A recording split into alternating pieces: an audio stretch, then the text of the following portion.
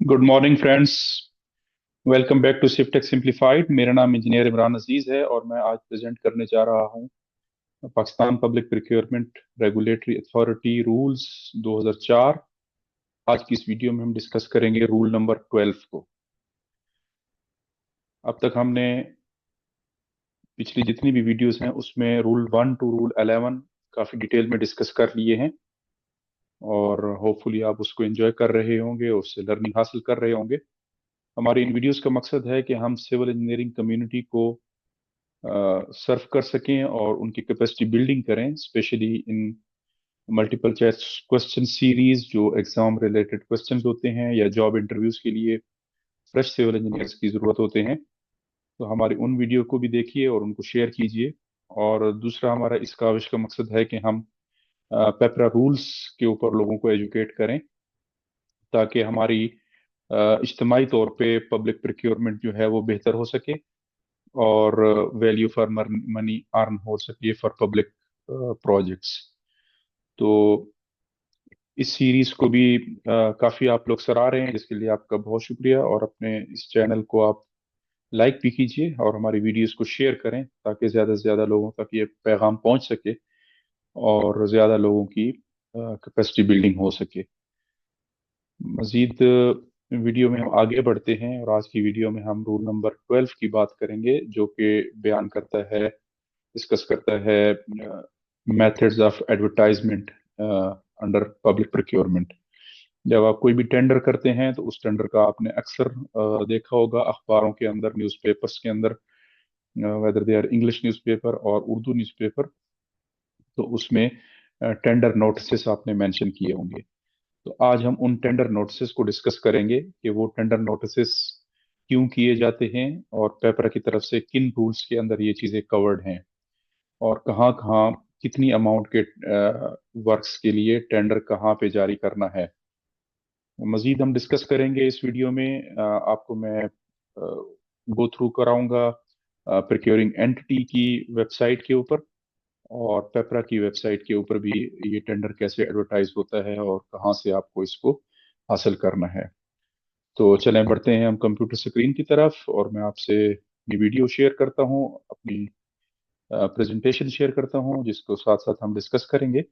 और मीनवाइल अगर आपकी कोई क्वेरीज हैं तो आप ज़रूर हमें बताइए कमेंट बॉक्स में, ताकि हम उसके ऊपर आपकी रहनुमाई कर सकें। और इसके अलावा आपकी कोई सजेशंस हैं तो वो आप हमें ईमेल के ऊपर भी भिजवा सकते हैं। हमारा ईमेल एड्रेस जो है वो है sifttechsimplified@gmail.com।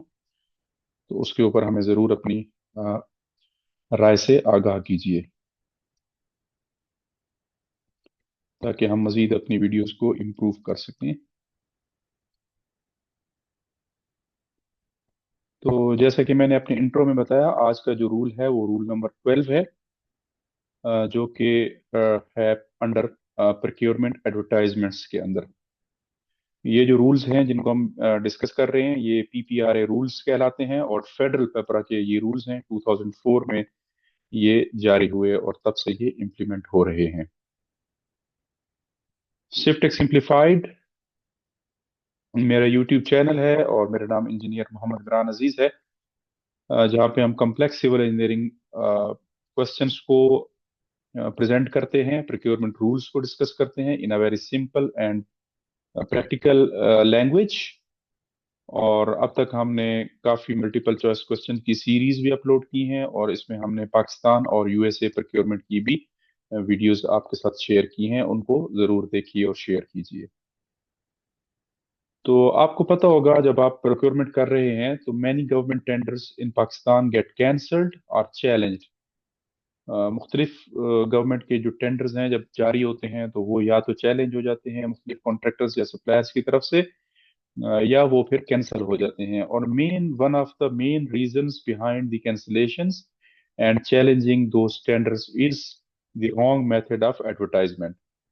एक जो बुनियादी ऑब्जर्वेशन जो लोग लगाते हैं इन टेंडर्स के ऊपर, कैंसिलेशन में जब टेंडर जा रहे होते हैं, तो उसमें मेन रीजन ये लगाई जाती है कि जी डिपार्टमेंट ने प्रॉपरली इसको एज पर पेपरा रूल एडवर्टाइज नहीं किया और फेयरनेस का जो प्रिंसिपल है वो इसमें ख्याल नहीं रखा गया।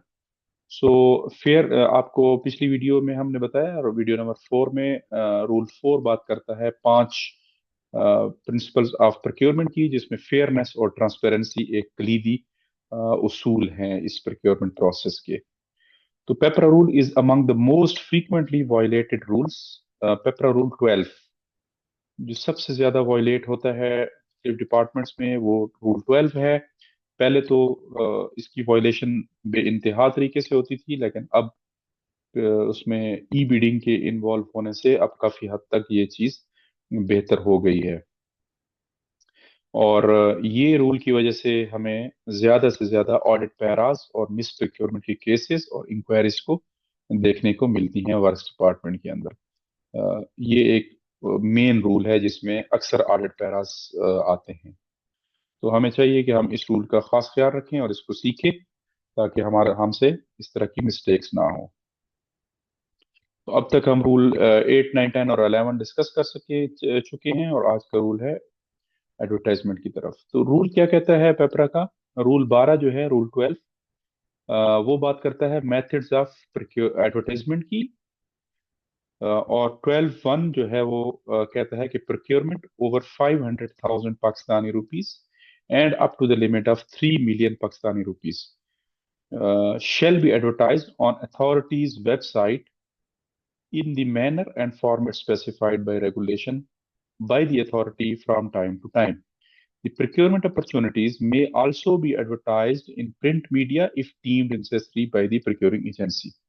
तो इसमें दो बातों का पेपरा ने जिक्र कर दिया। एक तो पेपरा ने वेरी रिसेंटली, कुछ साल पहले, जो RFQ होती है, रिक्वेस्ट फॉर कोटेशन या कोटेशन की जो सीलिंग है, इनिशियली ये 100,000 तक थी, लेकिन अब पेपरा ने इसकी जो लिमिट है कोटेशन की, वो 5 लाख रुपए तक बढ़ा दी है। कोटेशन क्या होता है? कोटेशन एक छोटा वर्क होता है, या छोटी टेंडर या अमाउंट प्रोक्योरमेंट की, जो 5 लाख रुपए तक की कॉस्ट या उसकी लिमिट तक हो। तो उसमें हमने अखबार में इश्तिहार या ये जो प्रॉपर टेंडरिंग प्रोसेसेस हैं, इनको नहीं फॉलो करना होता, बल्कि 3 कोटेशंस लेके डिपार्टमेंट उसकी इंटरनल एवेल्युएशन करके उनकी प्रोक्योरिंग एजेंसी, प्रोक्योरमेंट कमेटी के थ्रू वो एग्जीक्यूट किया जाता है। तो वो एक स्मॉल स्केल का वर्क होता है। जब भी आपकी अमाउंट 500,000 से, अब नए रूल्स के मुताबिक 500,000 से ऊपर जाएगी, but still that is under 3 million, तो 3 million लाइक 30 लाख रुपए तक मैक्सिमम और 5 लाख रुपए मिनिमम, इसके अमाउंट के अंदर जो भी आपकी प्रोक्योरमेंट होगी, वो टेंडरिंग कहलाएगी। वो टेंडर कहलाएगी, और वो आपने पेपरा की वेबसाइट जो है, फेडरल पेपरा की, या अगर आप सूबे में काम कर रहे हैं तो आपके प्रोविंशियल पेपरा की, उस वेबसाइट के ऊपर आपने उसको पब्लिश करवाना है, और ये एक मैंडेटरी लॉ है। इसमें शेल का वर्ड यूज हुआ है, तो आपने इसको खामखा पेपरा की वेबसाइट पे करवाना है, 5 लाख से लेकर 30 लाख। और फॉर्मेट और उसकी जो डिटेल है, वो पेपरा ने टाइम टू टाइम उसमें चेंजेस की हैं। वो ऑलरेडी वहां पे अवेलेबल है, NIT का फॉर्मेट, तो वो आप वहां से ले सकते हैं। और दूसरी बात इसमें, एक तो बात सीडिंग का पेपरा ने बता दिया, दूसरा उसने बता दिया कि आपने जो प्रिंट मीडिया है, लाइक न्यूज पेपर्स है, उसमें आपके पास ऑप्शन है, प्रोक्योरिंग एजेंसी के पास ऑप्शन है, क्योंकि यहाँ पे मे का वर्ड यूज हुआ है। These procurement opportunities may also be advertised in print media. तो यहाँ पे आपके पास ऑप्शन दे दी है पेपरा ने कि 30 लाख रुपए टेंडर तक आपने अखबार के अंदर जो इश्तिहार होता है, वो आपके ऊपर बाइंडिंग नहीं है। वो जरूरी नहीं है, अगर आप दें तो अच्छी बात है, ना दें तो आपको कोई जुर्म का इर्तिकाब आपने नहीं किया, और कोई मिस प्रोक्योरमेंट में आप नहीं आ रहे। तो ये था हमारा 12.1। 12.1 में जैसे मैंने कहा, दो बातें हैं, 5 लाख से 30 लाख आपने मैंडेटरी आपने पेपरा की वेबसाइट पे करना है, और जो प्रिंट मीडिया की एडवर्टीजमेंट है, वो आपके ऊपर मैंडेटरी या बाइंडिंग नहीं है, वहां पे आपके पास ऑप्शन है। दूसरा, मैंने आपको बता दिया है कि जो कोटेशन की लिमिट है, वो 5 लाख रुपए तक बढ़ा दी। प्लस उसने एक नीचे स्टार के साथ आप देख रहे हैं कि उसने एक और क्लैरिफिकेशन भी दे दी है कि रूल 42 बी में जो कोटेशन की लिमिट है, अगर उस कोटेशन की लिमिट से ज्यादा आपकी बिड वैल्यू होगी तो आपने पेपरा की अथॉरिटी की वेबसाइट पे देना है और अखबार में आपके लिए देना जरूरी नहीं है। अब रूल 42 बी क्या है? रूल 42 बी बेसिकली कोटेशन की बात करता है, वो प्रोसेस समझाता है कि आपने कोटेशंस कैसे लेनी है। किस अमाउंट तक की कोटेशन हो तो एक कोटेशन से काम चलेगा, और किस अमाउंट तक की हो तो तीन कोटेशन लेना जरूरी है, और उनको फिर कैसे एवेल्युएट करना है, और जो भी प्रोसेस है। तो 42 बी जो है वो हम अभी थोड़ी देर में आपसे डिस्कस करते हैं, वो कोटेशन की बात करता है। यहाँ पे रूल कहता है कि provided that the lower financial limit for advertisement on authorities website for open competitive bidding shall be the prescribed financial limit for request for quotation under class B of rule 42, like lower financial limit RFQ की, which is जो भी आपकी lower financial limit of RFQ है, यहाँ पे 5 लाख रुपए है। 5 लाख रुपए उसकी मैक्सिमम है, लेकिन RFQ की जितनी भी लिमिट है वो रूल 42 बी के अंदर जहां भी आपने तय कर ली, तो उसके हिसाब से आपने अथॉरिटीज वेबसाइट के ऊपर इसको एडवर्टाइज करना है। अथॉरिटी की वेबसाइट पे उसकी कोटेशन की लिमिट तक आपने एडवर्टाइज करना है। उसके बाद 12(2) में बात करता है all procuring opportunities, procurement opportunities over 3 million Pakistani rupees shall be advertised on authorities website as well as in other print media or newspapers having wide circulation। तो जो आपकी 30 लाख से ऊपर जितनी भी प्रोक्योरमेंट होगी, वो पेपरा कह रहा है कि आपके ऊपर मैंडेटरी है कि आप पेपरा की वेबसाइट पे तो खामखा देंगे, वो 30 से नीचे भी देंगे 5 लाख तक, लेकिन ऊपर तो खामखा देंगे। प्लस उसके साथ आपने न्यूज़पेपर्स में भी उसको वाइडली पब्लिश करना है। और वो न्यूज़पेपर कौन से होंगे, आगे पेपरा बता रहा है कि the advertisement in newspaper shall principally appear in in at least two national dailies, one in English and other Urdu. तो वो एडवर्टाइजमेंट, वो न्यूज़पेपर का एड दो नेशनल डेलीज, नेशनल न्यूज़पेपर्स में आएगा, कम से कम दो में। एट लीस्ट का वर्ड यूज हुआ है, तो ज्यादा के ऊपर आपके ऊपर पाबंदी नहीं है, कम से कम आपने दो में देनी है, जिसमें से एक इंग्लिश न्यूज़पेपर होना मस्ट है, which should be a national newspaper, और दूसरा उर्दू न्यूज़पेपर होना मस्ट है। ये मैंडेटरी है उन प्रोक्योरमेंट के ऊपर जिनकी वैल्यू 3 मिलियन से ऊपर है।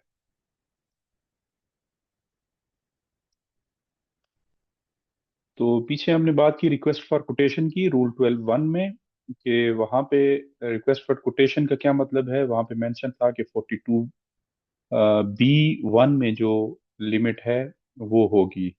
तो B(1) क्या कहता है? 42 रूल बात करता है RFQ की, request for quotation. A procuring agency shall engage in this method of procurement only if following conditions exist. सिर्फ तभी जाएगा प्रोक्योरिंग एजेंसी इस मेथड में, RFQ वाले में, अगर number 1, where the value of procurement is more than 100,000 Pakistani rupees but does not exceed 500,000 Pakistani rupees. जब आपकी वैल्यू ऑफ प्रोक्योरमेंट 1 लाख रुपए से लेकर 5 लाख रुपए तक हो, 5 लाख से ऊपर ना हो, तब आप जो है अपनी प्रोक्योरमेंट को RFQ के मेथड के जरिए करेंगे। Otherwise in all other cases where procurement value is more than 500,000 you will go for competitive bidding. The procuring agency may engage in procurement through request for three quotations from GST registered firms, original equipment manufacturers, or authorized dealers without resorting to bidding। तो आपने 3 quotations के through जाना है जब आपकी value 1 lakh से लेकर 5 लाख तक हो। और जिन लोगों से आपने कोटेशंस लेनी है, तो वो वेंडर जो है they should be GST registered with FPR। They should be original equipment manufacturer. In case of equipment, अगर आप कोई गुड्स या इक्विपमेंट ले रहे हैं तो आपने ओरिजिनल मैन्युफैक्चरर से लेना है, या उनके अथोराइज डिस्ट्रीब्यूटर से, अथोराइज डीलर से लेना है, जिनके पास ब्रांड की तरफ से लेटर ऑफ अथोराइजेशन मौजूद हो। और दूसरी सिनेरियो कब होगा? The object of procurement has standard specifications. जब आप ऐसी चीज परचेज कर रहे हैं कि जिसकी स्पेसिफिकेशंस जो है वो स्टैंडर्डाइज्ड हो, उसमें कोई अ, उसकी कॉपीज या उसकी सेकंड ऑप्शन, अल्टरनेट ऑप्शंस वो अवेलेबल ना हो। और तीसरी सिनेरियो होगा minimum 3 quotations have been obtained. RFQ में कम से कम 3 कोटेशंस लेनी जरूरी है। और चौथा है the object of procurement is purchased from the supplier offering the lowest price. तो उन तीन में आपने, ये मैंडेटरी है कि आपने उससे परचेज करना है कि जिसकी सबसे कम वैल्यू हो या ऑफर हो, provided that the procuring agency convinced of the inadequacy of financial limit prescribed for RFQ in undertaking, their respective operations may approach the federal government for enhancement of the same with full and proper justification. तो in case अगर procuring agency ये देखती है कि quotation उनको ज्यादा amount के लिए चाहिए, तो वो फेडरल गवर्नमेंट को या पेपरा को अप्रोच कर सकते हैं with proper justifications.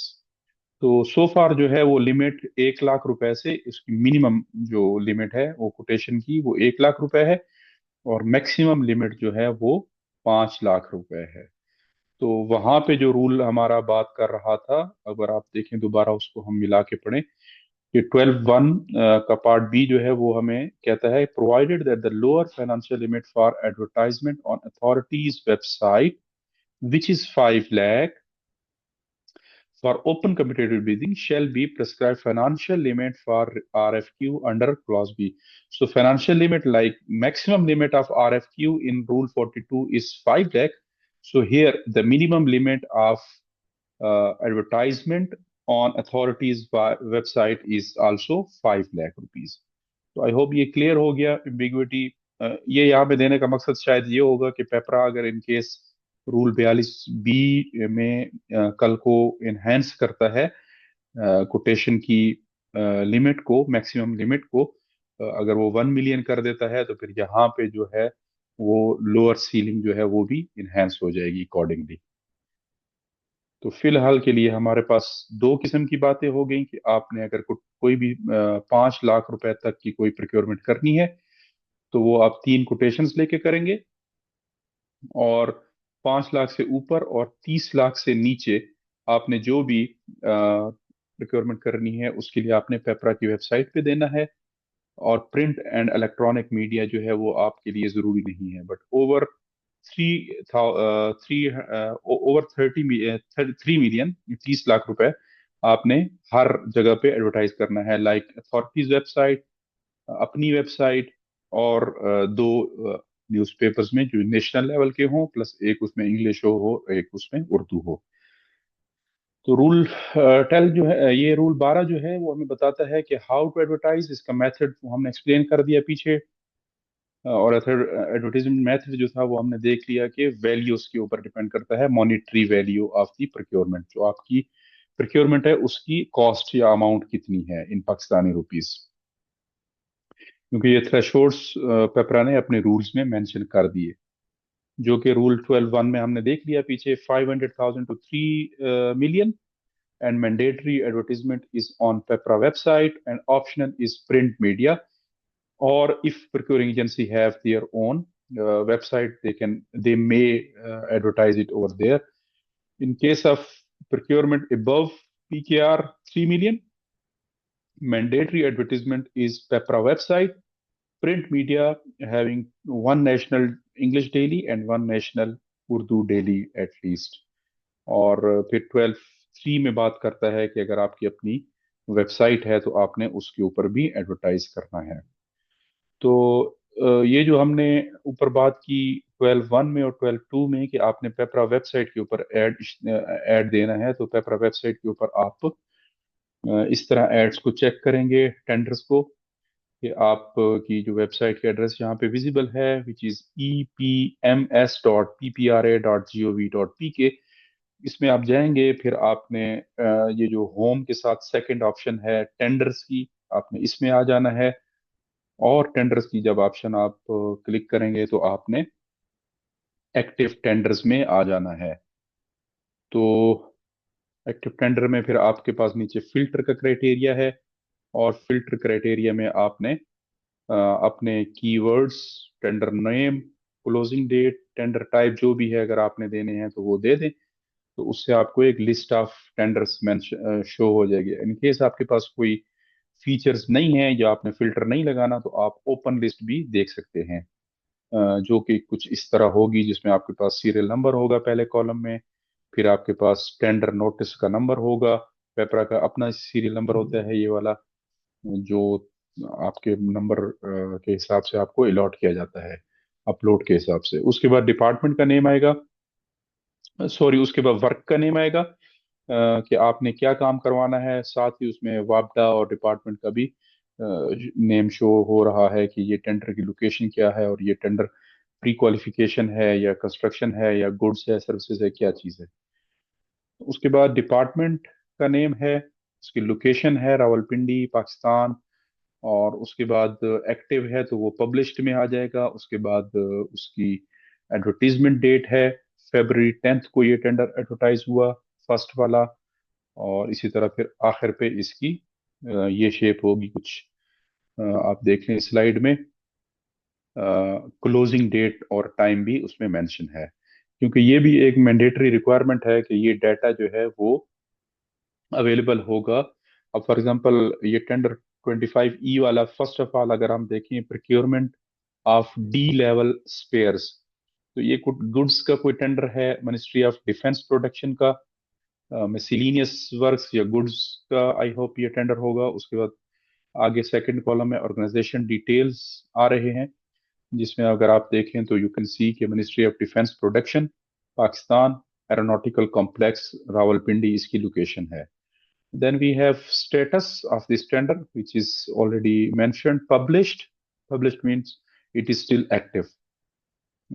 Then we have advertised date, on which date this tender was advertised on PEPRA's website. It was February 10. And then we have closing date, March 17, 2026, and time, closing time is 10:30 a.m. सो ये details देने का मकसद again वही transparency और fairness है, और ये भी मैंडेटरी है कि इस टाइम और इस डेट तक ये टेंडर डॉक्यूमेंट्स इस वेबसाइट के ऊपर अवेलेबल रहेंगे। अब लास्ट के ऊपर अगर आप देखें तो एक्शंस का कॉलम है, और एक्शंस के कॉलम में ऊपर एक आई शेप बना हुआ है, जिसको आप प्रेस करेंगे तो ये आपको टेंडर के फर्दर टेंडर डॉक्यूमेंट्स ओपन करके और एनआईटी वगैरह की डिटेल देगा। ये व्यू का बटन है, और इससे नीचे अगर आप सेकंड देखें तो ये डाउनलोड्स का बटन है, तो उससे आप टेंडर डॉक्यूमेंट्स को डाउनलोड कर सकते हैं। मैंने नीचे वेबसाइट का लिंक भी दे दिया है, आप अगर इस वेबसाइट के लिंक के साथ इसको ओपन करना चाहें, so you can always open this website like this. So you see, this is the tender which we are discussing. Initially आप यहाँ से आएंगे, टेंडर्स में जब आप जाएंगे तो आपने एक्टिव टेंडर्स और हिस्ट्री, एक्टिव टेंडर्स में आपने आ जाना है, और एक्टिव टेंडर्स में आपने यहाँ पे ये फिल्टर का क्राइटेरिया है। अगर आपके पास कोई भी कीवर्ड है तो आप उसमें दे सकते हैं, लाइक रोड और ब्रिज और बिल्डिंग एटसेट्रा। अगर आपके पास कोई क्लोजिंग डेट है, अगर आप देखते हैं कि मैं क्लोजिंग डेट फॉर एग्जांपल आज 12 है और मैं चाहता हूं कि अगले 28 फरवरी तक जो भी टेंडर है मैं उनको देखना चाहता हूं, या all type, all categories, all sectors.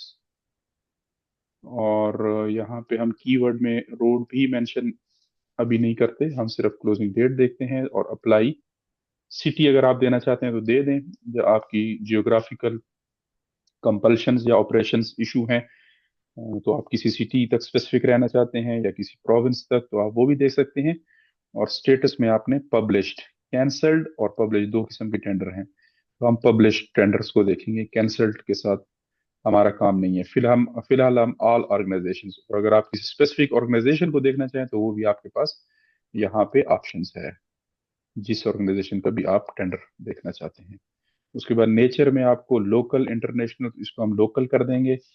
Sectors में आप जिस भी सेक्टर में आप इंटरेस्टेड हैं, सिविल में केमिकल, गुड्स, सिविल वर्क्स, हम सिविल वर्क्स को देखते हैं। और उसके बाद सिविल वर्क्स में वर्क्स है, कंसल्टेंसी है, गुड्स है और नॉन कंसल्टेंसी, तो हम वर्क्स को देखते हैं। उसके बाद all countries and then we press the apply filter.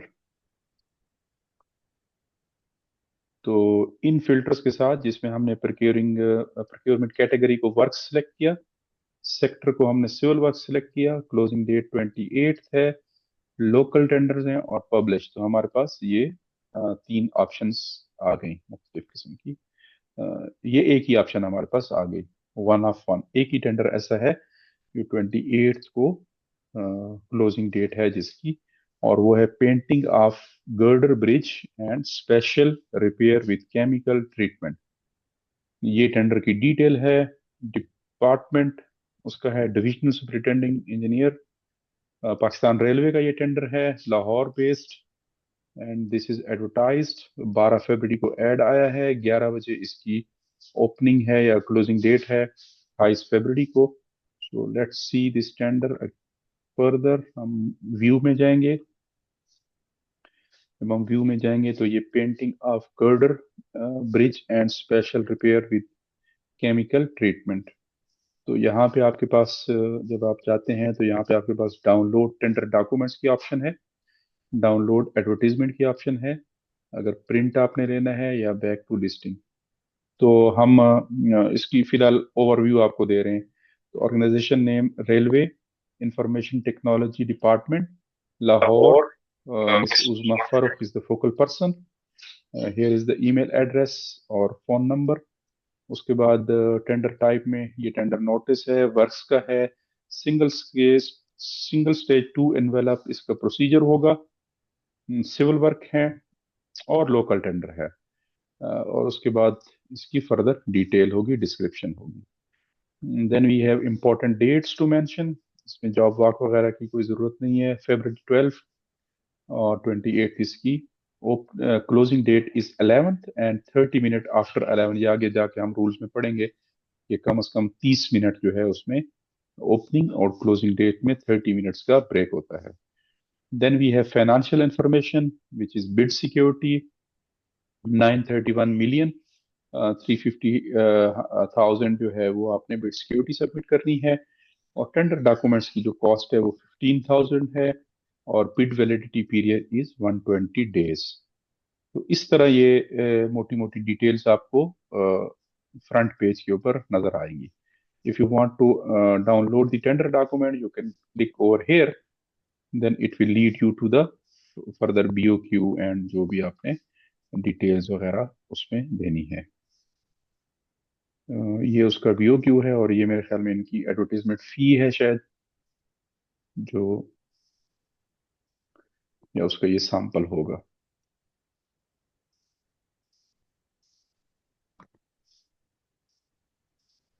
और यहाँ से अगर आप अखबार का ऐड देखना चाहते हैं तो वो भी वही चीज़ है, यहाँ पे एक ही चीज़ इन्होंने अपलोड की है।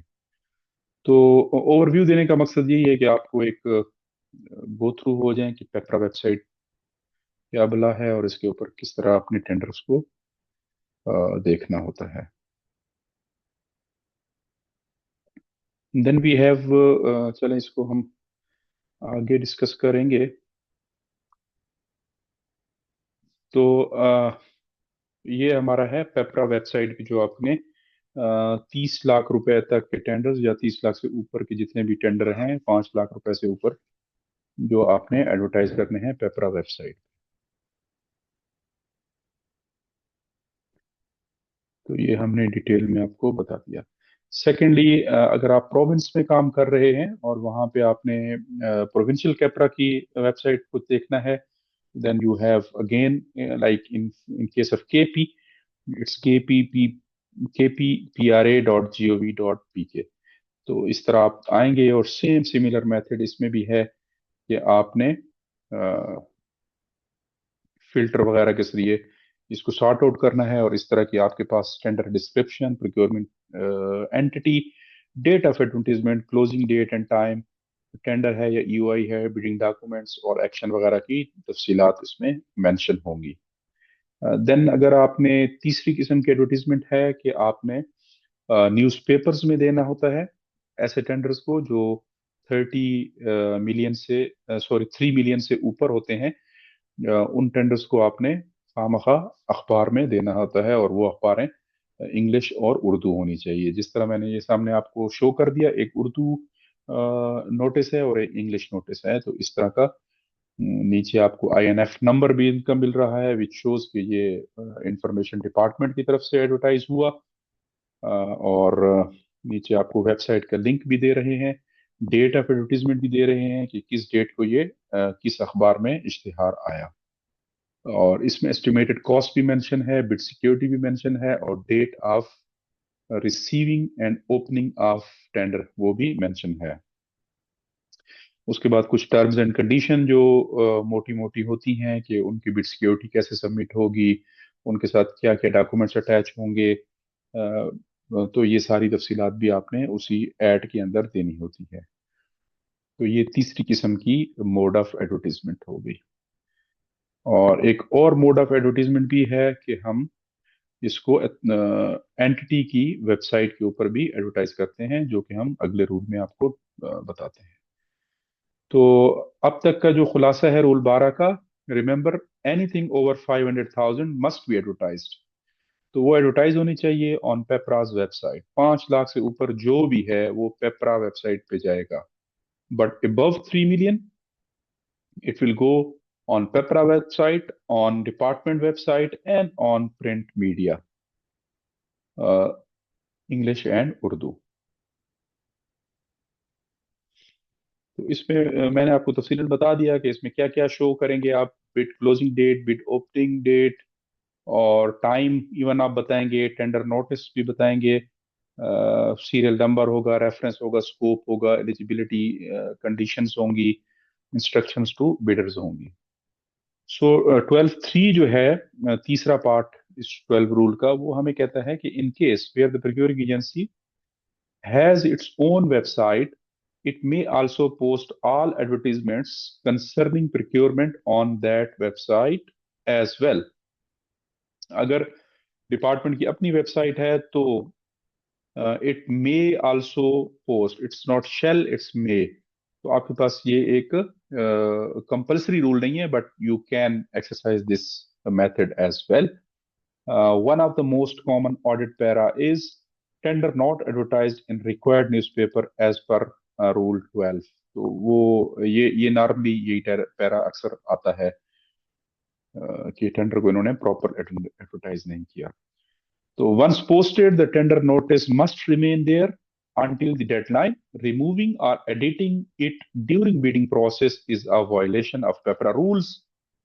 तो रूल 12(4) हमें कहता है कि procuring agency utilizing electronic media shall ensure that the information posted on the website is complete for the purposes for which it has been posted, and such information shall remain available on that website until the closing date of for the submission of the bids। तो वैसे simple है rule से कि आपने website के ऊपर देना है तो वो रहेगा तब तक कि जब तक उसकी ओपनिंग डेट और टाइम नहीं आ जाता। आप उसमें कोई चेंजेस नहीं कर सकते, उसमें आप कोई भी एडिशन नहीं कर सकते ड्यूरिंग द प्रोसेस। अगर आपने करना है तो आपने कोरिजेंडम इशू करके उसको दोबारा से एडवर्टाइज करना है, और फिर उसकी कोरिजेंडम से उसकी डेट दोबारा स्टार्ट होगी। तो अथॉरिटी सॉरी एंटिटी की वेबसाइट या डिपार्टमेंट की वेबसाइट कुछ इस तरह होती है। मैं एक एग्जांपल आपको दिखा देता हूँ। Communication and works department Khyber Pakhtunkhwa की, which is works department, main works department of KP government. तो उसके टेंडर्स कैसे एडवर्टाइज होते हैं, इनिशियली जब आप उनकी वेबसाइट को ओपन करेंगे तो आपके पास कुछ इस तरह का फ्रंट पेज होगा, जिसमें कुछ जो एक्टिव टेंडर्स होंगे वो पॉपअप भी हो रहे होंगे नोटिफिकेशन में। आप वहां से भी उनकी तरफ जा सकते हैं। अदरवाइज आप जो है वेबसाइट के मेन पेज से टेंडर्स के अंदर जाके तो वहां से भी आप उसमें ये लेफ्ट से अगर आप स्टार्ट करें तो home, projects, services, media, news and tenders, तो सर्च से बिल्कुल नीचे वेबसाइट का एड्रेस जो है वो हमारे पास है CWD.GKP www.pk/tenders। तो इस लिंक से भी आप यहाँ पे आ सकते हैं।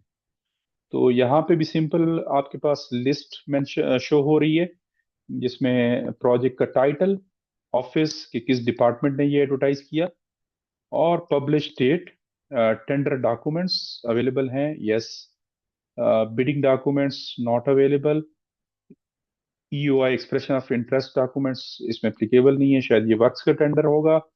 और प्रोसीजर भी इसमें उन्होंने मेंशन कर दिया है कि एक तो ये ई पैड्स के थ्रू होगा, plus single stage single envelope होगा ऑन ई पैड सिस्टम, और एक्सियन बिल्डिंग मानसेरा, और इस तरह नीचे और भी डिपार्टमेंट ने दिए हैं।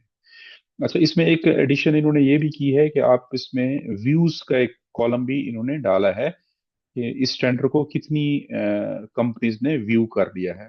इसका एक फायदा ये है कि एक तो आप ऑडिटर के लिए इस तरह के स्क्रीनशॉट्स लेके रख सकते हैं फाइल में, प्लस दूसरा डिपार्टमेंट्स फॉलो अप भी कर सकते हैं। Like in case of USA, USA में जब हम काम करते थे तो उसमें जब भी आप किसी डिपार्टमेंट की वेबसाइट पे जाके वहां पे टेंडर को इवन आप सीन भी करते हैं, तो your information is directly passed on to that department, और इमीडिएटली उनकी जो प्रोक्योरमेंट ऑफिसर हैं या जो भी रिप्रेजेंटेटिव्स हैं, they start coordinating with you, और आपको ईमेल्स वगैरह और या फोन कॉल वगैरह और रिमाइंडर्स वगैरह वो भेजना शुरू कर देते हैं कि जी you you saw our bid and if you are interested, so I hope you are submitting your bid, और इस तरह की।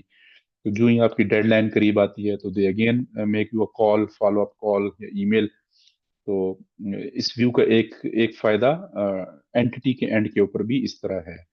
फिर आपने एक्शन में वही उसी तरह जिस तरह पेपरा मेन पे आपने देखा था, तो यहाँ भी इस तरह व्यू में जाके आप टेंडर को मजीद डिटेल में भी देख सकते हैं।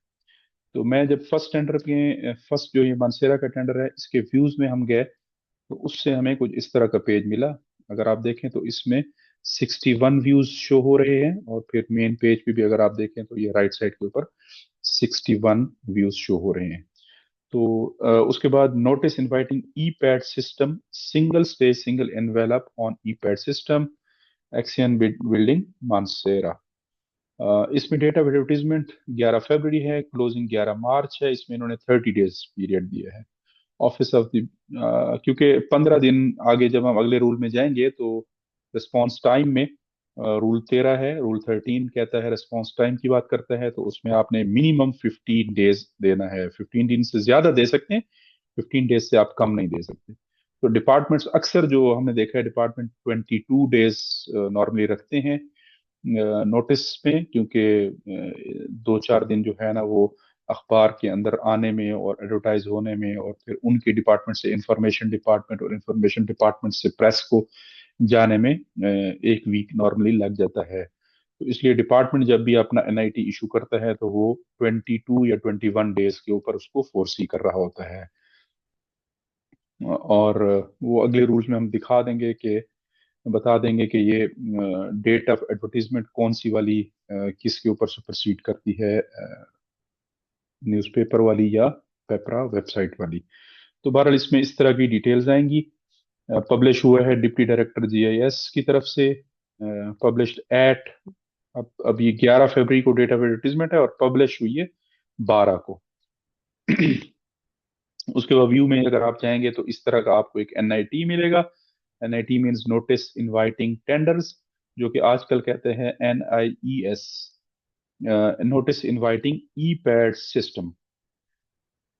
Government of Khyber Pakhtunkhwa communication and works department CNW building division Mansehra GOKP invites electronics bids from eligible firms contractors in accordance with CAPRA rules 2014 amended up to 10 May 2022 on a single stage single envelope procedure। उसके बाद relevant category उसकी PEC की, उसके बाद earnest money वो mention का estimated cost mention की है, फिर अर्नेस्ट मनी या बिड सिक्योरिटी उन्होंने मेंशन की है, टेंडर फी उन्होंने मेंशन की है विच इज 0.03%। उसके बाद price sorry period of completion उन्होंने मेंशन किया है, एज पर वर्क ऑर्डर होगा। Last date and time of submission of e bids is 11th of March 2026 at 12 p.m. or date and time of opening of financial bid is same date but after 30 minutes. ये भी एक पेपरा rules और पेपरा rule दोनों में इस चीज को cover किया गया है। आगे फिर नीचे उसने बिड स्टेशन डॉक्यूमेंट्स कहाँ से मिलेंगी और bid should be submitted through E pads और वो सारी डिटेल्स उन्होंने मेंशन की है इसकी टर्म्स एंड कंडीशंस के अंदर। उसके बाद इंस्ट्रक्शंस टू बिडर भी इन्होंने मेंशन की है कि किस एमआरएस के ऊपर होगा contractor quoting their bids up to 10% below. तो ये हम आगे जाके मुख्तलिफ रूल्स में इसकी बात करेंगे, फिलहाल हम एडवर्टीजमेंट मेथड्स की बात कर रहे हैं। तो इस तरह का कुछ एनआईटी होता है जो आपको अपने टेंडर के लिए न्यूज़पेपर वालों को भी भेजना पड़ता है और प्रोक्योरिंग एंटिटी की जो वेबसाइट है उसके लिए भी भेजना पड़ता है क्योंकि ये हेडक्वार्टर से अपलोड होता है और उसके अलावा कैपरा या पेपरा को भी ये एनआईटी आपको भेजना पड़ता है। तो ये था इनका मेथड। प्रैक्टिकल एग्जांपल्स सिंपल हैं कि रॉन्ग एग्जांपल्स में आता है कि टेंडर अगर आपका 3 मिलियन से ऊपर है but it is published only on PEPRA website, which is a violation and misprocurement. So a newspaper ad is missing, ये भी normally पैरा आता है, leads to retendering or added objection, कि आपका 3 मिलियन से टेंडर की कॉस्ट ज्यादा थी बट आपने सिर्फ पेपरा या कैपरा की वेबसाइट पे ऐड कर दिया और आपने न्यूज़पेपर को नहीं दिया। जबकि करेक्ट प्रैक्टिसेस में या बेस्ट प्रैक्टिसेस में ये है कि आपने पेपरा पे अपलोड करना है और एडवर्टीजमेंट भेजनी है Urdu and English national dailies में और एजेंसी की वेबसाइट के ऊपर। तो ये बेस्ट प्रैक्टिसेस में आता है। सो ये था हमारा रूल 12 जिसमें हमने एडवर्टीजमेंट थ्रेशोल्ड्स की बात की, मेथड्स की बात की। इसके बाद अगली वीडियो में इंशाल्लाह हमारे साथ जुड़े रहिए जिसमें हम रूल 13 में रिस्पांस टाइम को देखेंगे और रूल 14 में एक्सेप्शंस को देखेंगे। तो क्योंकि ये बहुत ही इंपॉर्टेंट रूल हैं जो कि प्रोटेक्ट करते हैं फेयरनेस और ट्रांसपेरेंसी को और इसलिए तमाम प्रोक्योरमेंट प्रोफेशनल्स को इन रूल्स का ख्याल रखना बहुत ज़रूरी है। हमारे चैनल को लाइक कीजिए, वीडियो को शेयर कीजिए और हमें सब्सक्राइब करें यूट्यूब के ऊपर भी और हम टिकटॉक के ऊपर भी अवेलेबल हैं सिर्फ टेक सिंप्लीफाइड के ऊपर। ये वीडियोस आप हर प्लेटफॉर्म के ऊपर इसी नेम के साथ देख सकते हैं। आपकी कोई सजेशंस हो तो you are always welcome to send your suggestions at sifttechsimplified@gmail.com। तो हम वेलकम करते हैं आपकी सजेशंस को, इंशाल्लाह उसको हम ज़रूर यहाँ पे लाएंगे और उनके ऊपर सैर हासिल गुफ्तगू करेंगे। So thank you very much. अब तक के लिए आपका बहुत शुक्रिया, आपने चैनल को सपोर्ट किया है। प्लीज़ इन वीडियोस को लाइक कीजिए और इनको अपने साथियों के साथ शेयर कीजिए ताकि हम बेहतरीन रिजल्ट हासिल कर सकें जब जहाँ तक कि पब्लिक मनी की यूटिलाइजेशन और पेपरा रूल्स की अवेयरनेस का ताल्लुक है। So till then thank you very much and see you in the next video. Good bye and अल्लाह हाफिज।